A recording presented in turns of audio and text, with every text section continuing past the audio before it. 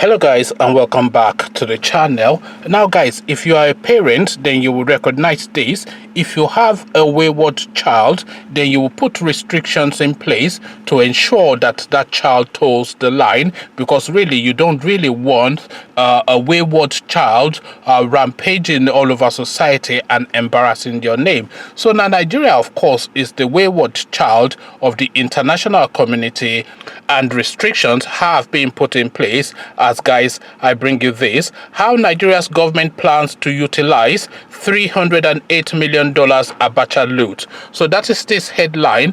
So again, how Nigeria's government plans to utilize $308 million Abacha loot. So now let's find out exactly what this story is all about. $308 million fund looted by former head of state General Sani Abacha will be repatriated to the Nigerian government. This follows an asset recovery agreement in which the government of Jersey, the Federal Republic of Nigeria, and the government of the United States of America have entered into. A U.S. federal high court in 2014 seized $480 million on the claims of an illicit money laundering act in Nigeria from 1993 to 1998, a period when General Abacha was head of state, held in bank accounts in Jersey in the name of Doraville Properties Corporation, a BVI company, and in the name of the son of the former head of state of Nigeria, General Sani Abacha. The embezzled funds were transferred through the U.S. banking structures. The late military leader, aside embezzling funds to the U.S., is also indicted of diverting funds to the UK, France, Germany, Switzerland, Liechtenstein, and Luxembourg. The fund to be repatriated to Nigeria is different from the 320 million returned to the country by Switzerland authorities in July 2018. A conditional cash transfer scheme agreed with Swiss authorities needed the country to direct the recovered funds back to the people. As such, the reason these funds were channeled towards a social investment program SIP by the federal government in an arrangement which saw the funds shared to poor Nigerians. That formed a part of the government's mega plan of taking 10 million people out of poverty. The failure of such, though, was apparent. No government in the world has taken its citizenry out of poverty by merely doling out sums of money. The conditionality of the agreement generated demonstrations by various commentators on how Switzerland, a foreign entity, could dictate what a sovereign country wants to do with its own money. Although undisclosed amounts were given to the masses, the effectiveness of it failed. The probability of the haven funds being relooted is a possibility, making useless the purpose to which the funds were released.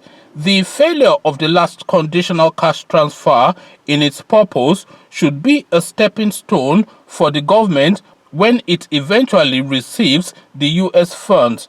The tripartite agreement, which was negotiated since 2018, spelled out procedures for the repatriation, transfer, deposition, and management of the assets. The agreement seeks the federal government's commitment towards building assets in 3 strategic economic locations across the country. If not adhered to, the African nation would risk having to refund the sum to the United States unconditionally. It is likely that the assets mandated to be set up will be the Lagos-Ibadan Expressway, Abuja-Kano Expressway, and the Second Niger Bridge.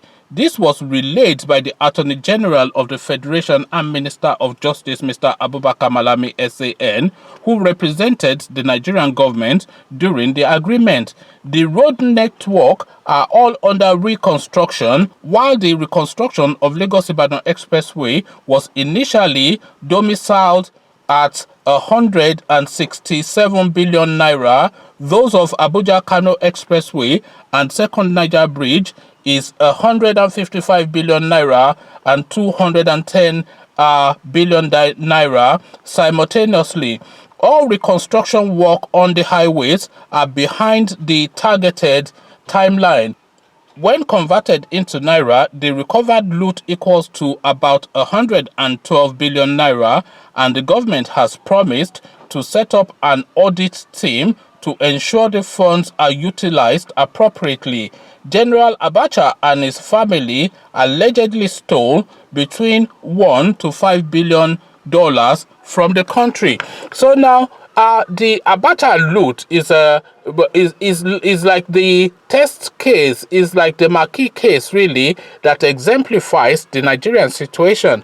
So here you have this guy, a military dictator who was never elected by anyone, who seized control of the country via the barrel of a gun and then proceeded to loot the whole place wholesale. This guy just went on stealing and went on stealing. There were stories of actually bullion vans being sent to the central bank during Abacha's era to go and load up dollars and bring it back down. So this was how they were doing it back in those days. No sophistry, no intelligence, just crude, outright taking of money, i.e. stealing.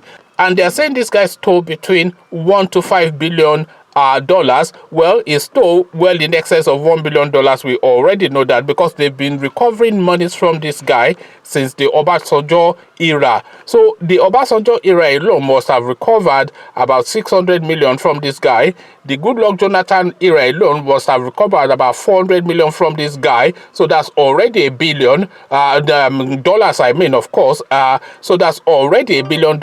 And now the Buhari regime is recovering yet another chunk. We had 320 million that was recovered about a year or so ago, which they then said they were going to hand out to the masses. I've never heard that ever done before. So handing it out to the masses as a cash gift is effectively telling you that they're going to re-steal the money. So that money that was stolen by Abacha, that was recovered by the Nigerian state, was then re-looted by the Buhari regime. So now, having now seen this, the international community is now saying that, look, we're going to supervise you heavily and woe betide you, because this is now the United States of America that you're dealing with.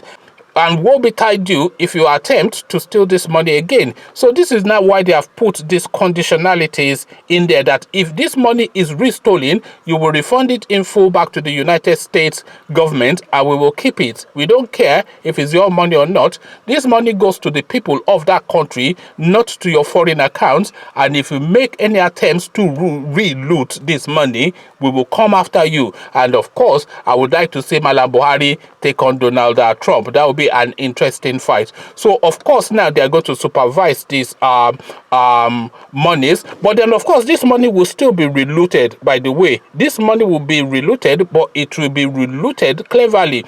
So all these projects now that they are identifying that they are going to use the money for, the Lagos-Ibadan Expressway, the Kano-Abuja Expressway, the monies that is already budgeted for those projects, they will reloot that one, and then they will say to the Americans that, look, this money that you have given us is what we are now using to execute this project. So they will still loot by the background. We present proper flow charts and everything, the sort of accounts that the Americans have never seen before, and they will bamboozle them with all these razzmatazz of showing accounting and account for every single penny that the Americans have remitted to them as the Abacha loot that's been recovered, and they will show that, look, this money that you sent back, we have used it for the purposes that we agreed. And the Americans will send their agents, and the agents will be wined and dined, and they will put dollars in their pocket, and they will see projects, and they will sign it off. So this is what they will do. But the money that was budgeted for this project in the Nigerian budget, in the Nigerian coffers, from the Nigerian coffers, that money of course will be looted. It will be looted. It was always going to be looted anyway. So traditionally they will loot about 80% of it and use about 10-15% of it to do the contract. The contractor of course will loot his own as well. That is what they traditionally do, but they will loot 100% of what was budgeted for this project and then use the money that the Americans have sent back as the ones that they've said they've put towards these projects. Because if you look at that Lagos to Ibadan Expressway, for instance, as a test case of the Nigerian looting experience, this is a road that they have been reconstructing since 1999. 1999, when Obasanjo came in, when he considered it to some company with some guy that used to say he's from Harvard. He said he went to Harvard, but the Harvard never translated to him being able to build a simple road from Lagos to Ibadan. And this guy was just making noise, and it was all financing and sourcing monies, etc. Until they took it back from him. And then Goodluck Jonathan progressed this thing to 25%. And that 25% that they have progressed Lagos Ibadan to is probably being moved another 20% now to 45%. So since 1999, and this is 2020 now. So 1999 to 2020, how many years is that? Maybe that's 20 odd years thereabouts. These people have not been able to progress a simple road. The Chinese have built about 7-8 cities, complete with hospitals, airports, railroads, and everything in that time period. Dubai has transformed in that time period, but these people, they could not build Lagos to Ibadan Expressway, and the Americans are now sending money telling them to build Lagos to Ibadan Expressway, and they are going to be supervising. Well, good luck with that. Go and speak to the Swiss, ask them what happened to the loot that they sent back. These people said they were handing it out 10,000 naira. You handed out $320 million in 10,000 naira to Nigerians. I never got any because they were handing out 10,000 naira to Nigerians on a $320 million deal. Then every Nigerian really should get 10,000. I never got 10. I don't know anybody that got 10,000 naira from that money, but Mallam Buhari will go and tell the Swiss that he gave out 10,000 naira. So of course they are going to reloot this money, and they will use clever accounting to bamboozle the Americans, and the Americans really are not really going to pressure it too much because they don't really care. They recovered 400 and something odd million from Abacha. They've kept a large chunk of it and sending back the tertiary that is on top of it. They know you are going to reloot it, but just for their own international image, they are saying they are putting all these provisos there, but they don't really care. They'll send agents down. Those agents will be bribed and they will sign it off, and that is usually what happens. Conversations in the comment section are luta continua or are looting continua, as I said in a previous video. The looting continues. This money, of course, we all know what's going to be done to it. It's going to be relooted. But if you have a different view, then come tell me all about it in the comment section. But before you do that, click on the red subscribe button so it turns gray. The bell button notifies you every time I drop a new video. Then come tell me what you're making of what will happen to this Abacha loot in the comment section. So I'll leave you here, join you in the comment section. But here I say peace.